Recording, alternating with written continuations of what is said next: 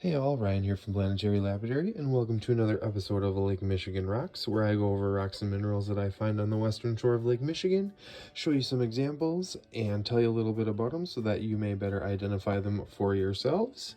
And this week we are going over sandstone.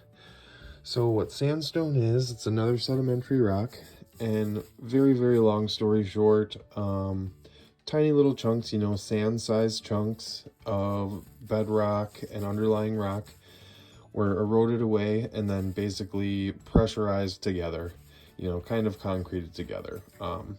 Mostly feldspars and quartz and things like that, but very, very easy to tell because of the texture. Sandstone is the easiest one for me to tell because it's very sandy. It's kind of in between siltstone and mudstone, which we went over a couple weeks ago, and granite. So it would go siltstone, mudstone, sandstone, and then granite for grain size. So there's a lot of different colors, usually reds and whites and sometimes oranges I find. There's a few different unique kinds. Jacobsville sandstone is one name that I've heard. It's from Upper Michigan. So I don't know, this is the characteristics of it, white and red dots. Here's a little lighter pink one with some white in it. Here's one with some orange and red. So I don't know, I don't know if this is actually Jacobsville sandstone. It looks like it to me, but it is from pretty far up, so I'm not 100% sure. But like I said, you'll be able to tell sandstone apart because it's just so gritty.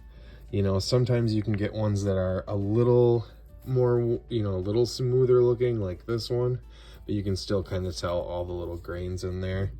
And all the, sometimes too, you'll find it, where like this is sandstone as the base stone, and then there's some other layers of like maybe mudstone or siltstone in that one.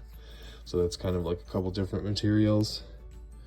And then here's a bigger one too, kind of like a, let me get it wet, kind of like a more, more included one, like a conglomerate kind of, but with sandstone as the base material in there.